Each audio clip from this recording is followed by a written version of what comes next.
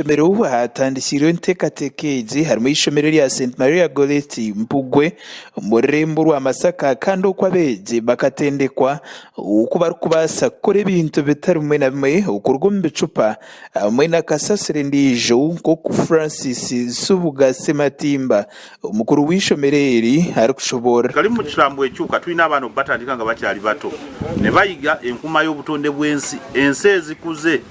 zikwata ekintu ky'okukuma obutonde bw'ensi ng'ekintu eky'amaanyi kati n'abaffe wano be tuli nabo tubatandiseeko baleme kusuulasula kasasiro obuveera baleme busuulasula obucupa baleme busuulasula era tuli mu nkola nti omwana buli lwafuna kasasiro amugyamu ebivunda ebitavunda ebyuma ne plastic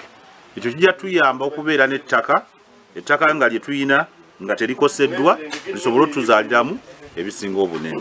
Sematimba nayongera ashobora ngo entekatekezi ehwerere munonga beje ukwate bintu bari kushomesebwa abo kubibingi babantu babirebaho kasasiro yenna tumulimiramu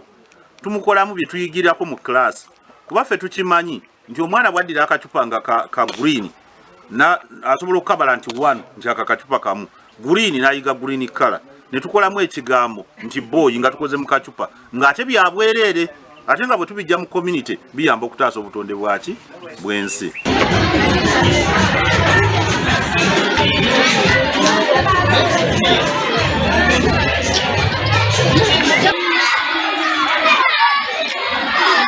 Sematimba yayongera ashobora ngo abeje mu ishomereri bahwerireho n'abantu bari kutura mu ceketi aburungi ubu kurinda ubuhangwa bw'ensi tusobodde okuzimbira abantu mu community betukola nabo ebyote ebikekkereza nga tukikolanga school community support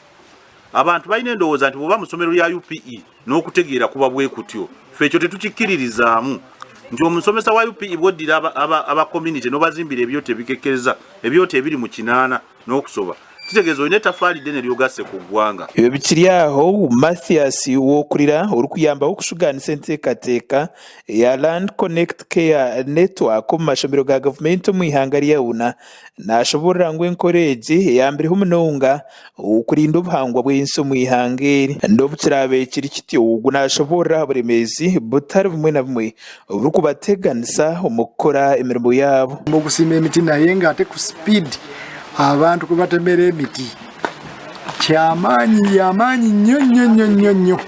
okusinga abantu abasimba ate weesanga nti batema bibira ate ffe katugamba abantu kusimba ku nnimiro zaabwe okusomoza kw'amaanyi naye gwe mulimu gwe twewokola. Disani Muwanga orukurira eby'obuhingi hamwe n'obuliisa mu ishaza lya Buddu mu Bwakabaka bwa Buganda nashoborera okuboserera batunga ebigwererezi bitari bimwe na bimwe ebirikuruga aha kushiisha obuhangwa bw'ensi.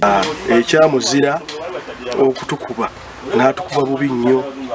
era nga tuyinza okuba nga twolekedde enjala gw'omuwadde akatebe kituzuukuse emiti tutemye mingi nnyo entobazi tuzirumbaganye kino kyabadde nga kibonerezo era omuntu yabadde n'emiti mu nnimiro nga ennimiro yamwanyi nga mulimu emiti yabitooke nga mulimu emiti ayinza okuba nga yeyawonyeewo okurigiriraho abakuru mu nteekateeka egi nibagira ngu nibaija kugijanjaaza omu majomero ga gavumenti goona omu kyanga ekya Masaka.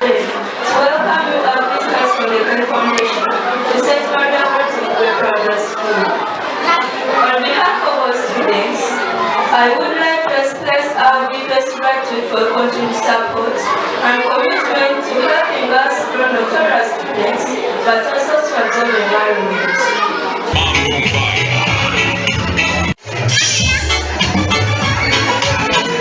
Makuraga gashakwa nakamya Francis Kanalutaya aba Sky TV ya Genshonga mu Masaka.